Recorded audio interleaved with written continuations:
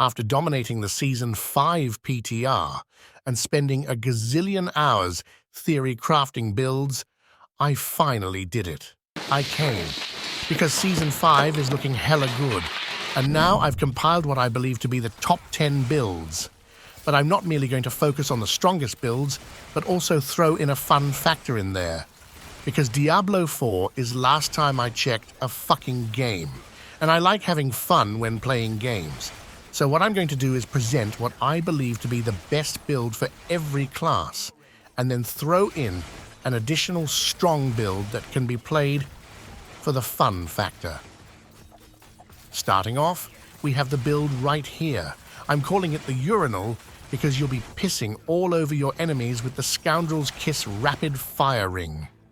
This build was already one of the absolute best builds in Season 4, so naturally, it got buffed. And not in any minor way, it got buffed to the fucking moon. The footage here is with absolute trash gear, and it's already hitting for 2 billion per urination. So, why is it so strong then? Well, shit. First off, Rapid Fire was intended to be a single target skill mainly. Alright, and what the hell does that mean? It means that the base damage on this skill is just absolutely massive. And when you turn a single target skill into an AoE with a completely broken unique, well then, you get this. The build also utilizes the Precision Key passive, which basically means that you don't need crit chance, as you'll get crits automatically, and you can turn the additive critical strike damage bonus into a multiplicative stat instead. This has been strong for several seasons now, but when you combine it with tempering, you can get thousands of additional crit damage bonus that wasn't available before. When it comes to the buffs, first off, the Scoundrel's Kiss got buffed. On top of that, we got a massive buff with a new skill passive, Unstable Elixir, and Trick Attacks. These in itself nearly doubled our damage, but on top of that, we're now able to use tricks of the trade Legendary Node, as all we need to do is use either Dash or Shadow Step, and we get a permanent 25% Big Hecking Damn. Alright, so what are the downsides to this build then? Because it looks pretty goddamn good. Well, if you don't like combo points, then you're not going to enjoy this build as it's pretty much mandatory. You also can't play this build until you obtain the Scoundrel's Kiss, and you need to crowd control enemies to deal any form of damage. The latter is, however, true for any decent rogue build, but I'm throwing that in there regardless. Okay, so that's my top rogue pick. Seeing as rogues are looking real good in Season 5, the fun build is also a top 5 build in the game, and it's no other than the Andariel's Visage build. As the name implies, this build utilizes the Andariel's Visage helmet and is also receiving solid buffs in Season 5. Personally, this is my favorite build in D4, and I'll be rocking it as soon as I get my hands on the helmet. And how does this work then? Well, shit. It's all Andariel's, baby. This is what deals every single bit of damage in the build, and everything we are doing is to buff it. This is done in 2 ways. By scaling general damage multipliers and damage over time, and combining that with as much lucky hit chance as possible. One of these bonuses being the Close Quarters Key passive, meaning we use as much crowd control damage as possible. You're then just spamming as many punctures as possible to get the lucky hits out, and you blow up your enemies with ease. Now, Andariel's can't crit, and it's not a cutthroat or marksman skill, meaning it received less buff than the Urinator. It is, however, getting a few additional buffs, one being the Shroud of Kandura's. But this doesn't do any poison damage? Well, damn, my man, it pulls in enemies, and that's why it is bonkers. By pulling in a buttload of enemies on top of each other, the Andariel helmet just keeps busting out poison novas. On the PTR, the chest in itself was also able to trigger the Andariel novas, which is perhaps not intended Ulmao. On top of that, we're getting the amazing creeping death aspect along with Cold Clip. Both of these will buff the build to the fucking moon. I can highly recommend this build, and the creator Zario who came up with the build all the way back in Season 2. Now for the downside, it suffers from the same issues as any other good rogue build. You need to crowd control enemies to deal damage, which is weird as hell, seeing as poison used to be a damage multiplier that didn't require it. But whatever. This is due to crowd control aspects just being way too strong. On top of that, it requires the Andariel's Visage Helmet, and that is an uber unique, which by the way is also getting a buff. Fortunately though, you should be able to craft it in Season 5.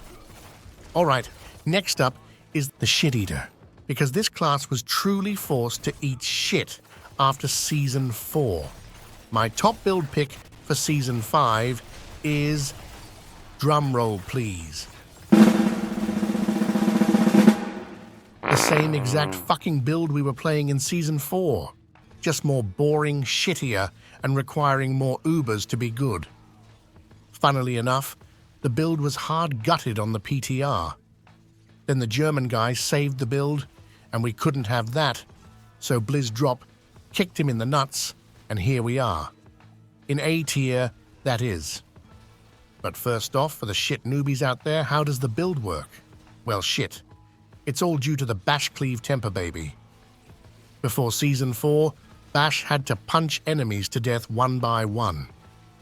That was no longer the case in Season 4 though, as it was turned into an AoE skill.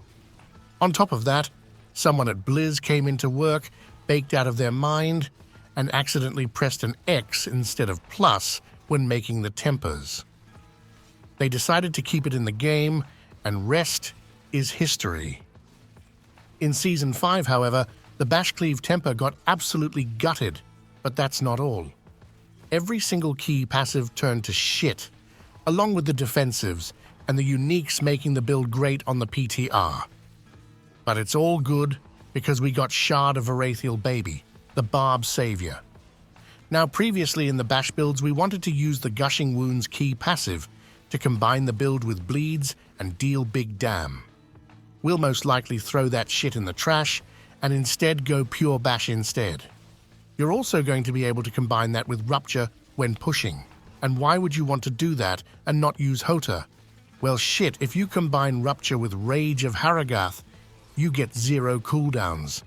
You're also not crowd controlling enemies, and no crowd control along with a 0 cooldown Steel Grasp and Foreskin means that you can pull in an entire pit run and blast them down. This along with the pit bosses being nerfed could possibly keep the build top tier in itself. Alright, and for my second pick is not the second strongest build, rather the most fun Barb build in my opinion, and it's no other than the most brain-dead of builds, the Spin to Win Whirlwinder. This is perfect for the average one brain cell dad gamer, seeing how easy it is. A heads up though, the Gushing Wounds key passive is supposedly gutted, meaning you can't push using this anymore. It's still the most goated of leveling and speed farming builds though, and insanely fun. And it's all due to Whirlwind being such a great skill, dealing a lot of damage in itself.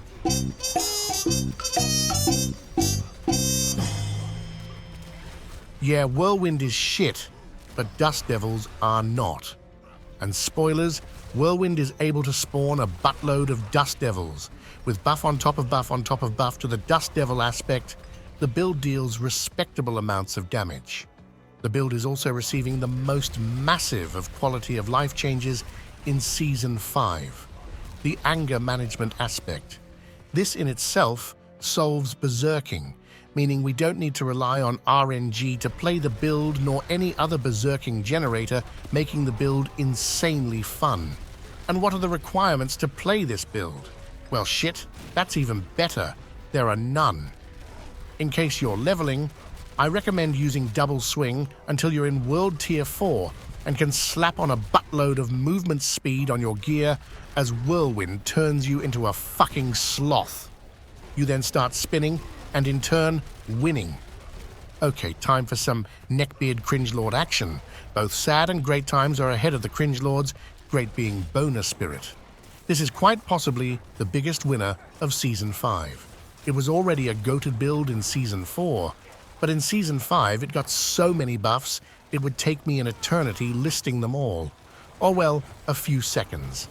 A new unique, a new aspect, buffs to overpower, massive buffs to Blood Moon Breaches, and an important bug fixed to rapid ossification, which will allow us to spam Bone Spirit.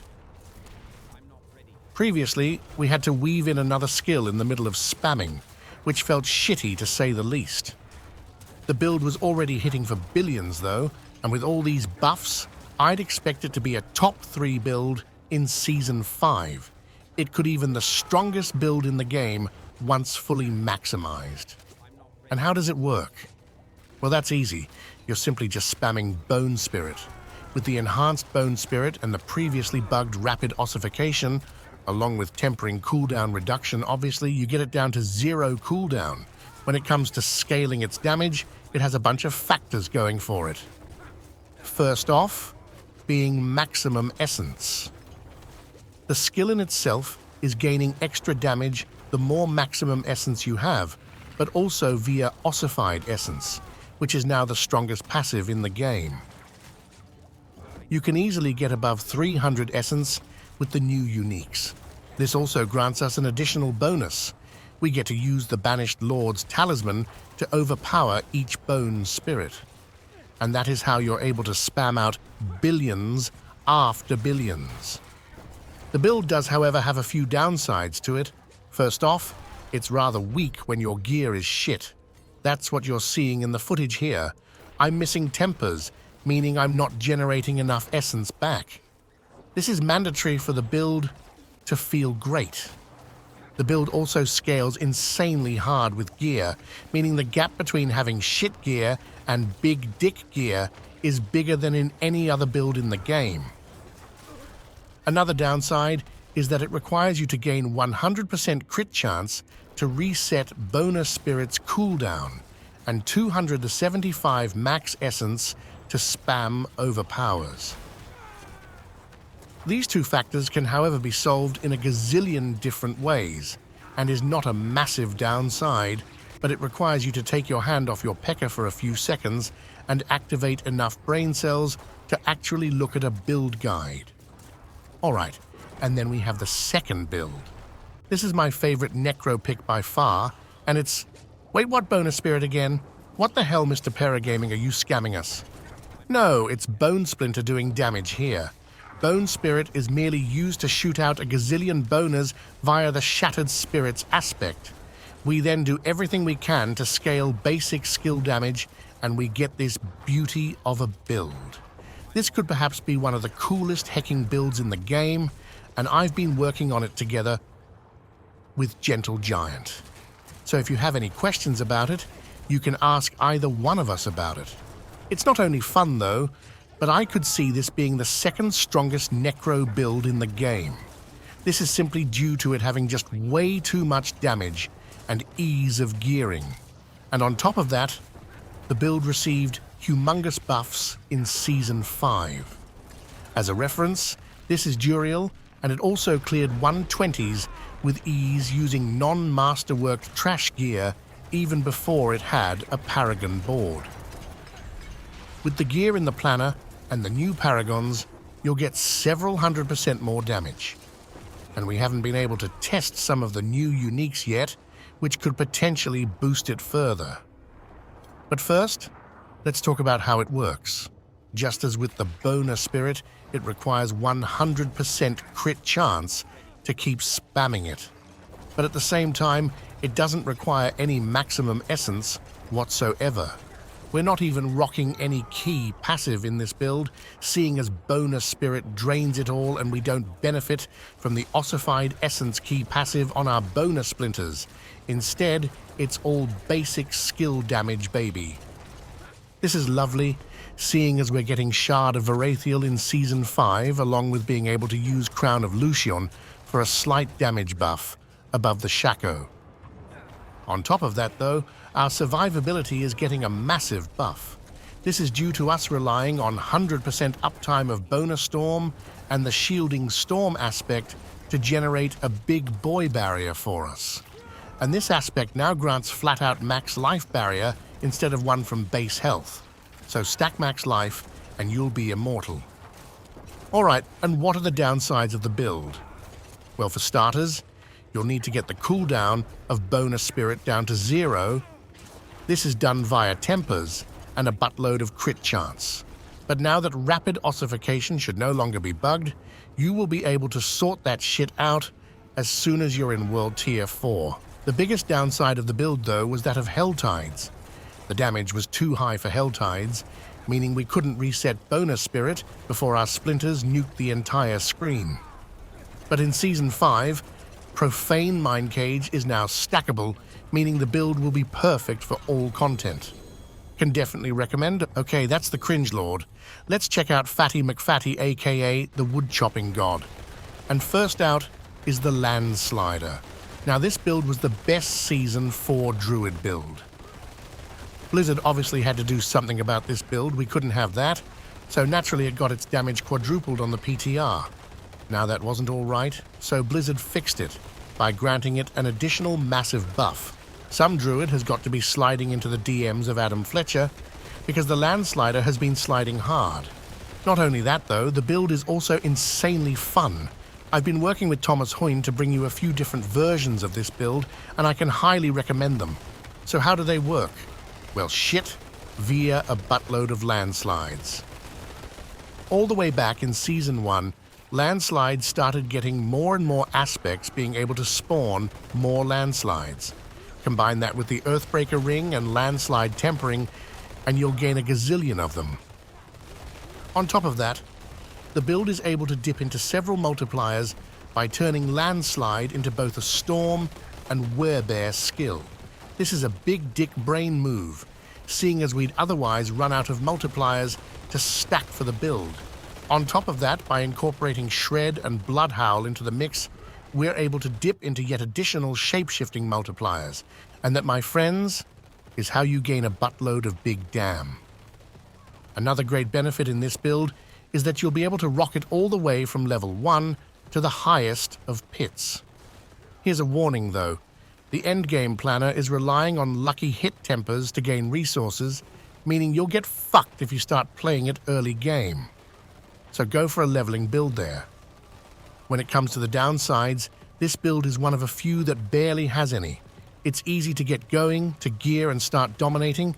It's great at both single target and in AoE, and playing Shred, you have a buttload of mobility. I'll be playing this one in Season 5, and so should you, my man or woman. Next up is another favorite. Boulder, which is a suitable name, seeing as you'll get one in real life as well, because this build is going to be so hecking good. The build has been shit for ages, but it's now finally time to start popping off. I'm working with Tom on this one as well. As the build is a core skill build like Landslide, it's both easy to understand and get going, but to get the spinning ball sacks around you, it requires one unique, and that is Dolmen Stone. Now this is the reason Boulder will be godly in Season 5. This item got a 200% damage buff, going from 10% per ball sack to 30. On top of that, it's quite possibly one of the coolest builds in the game. As with the Landslider, we're dipping into different multipliers to scale this build, but the main being aspects such as Metamorphic Stone and Dolmen Stone, which has scaling of pure insanity. When it comes to the Season 5 buffs, we're getting two that are massive. First off, a bug fix sorting out the tempering via Dolmen Stone, and on top of that, a buff nearly doubling the base damage of Boulder. Now, I'm not entirely sure whether this will be the second best Druid build, but it's going to be a top pick for sure. It's also the Druid build I'm the most excited to play in the new season. For the downsides, the main being that you need to be on top of your enemies to actually deal damage, and it's quite spirit hungry. And of course, that the Dolmen Stone unique for it to actually work. So this is more of a late game build, unlike Landslide. Alright, that's the Fatty McFatty, and he's indeed looking to eat well this season, not that he needs it now. Next up is the class that has been eating shit for a year now. the Sorcerer.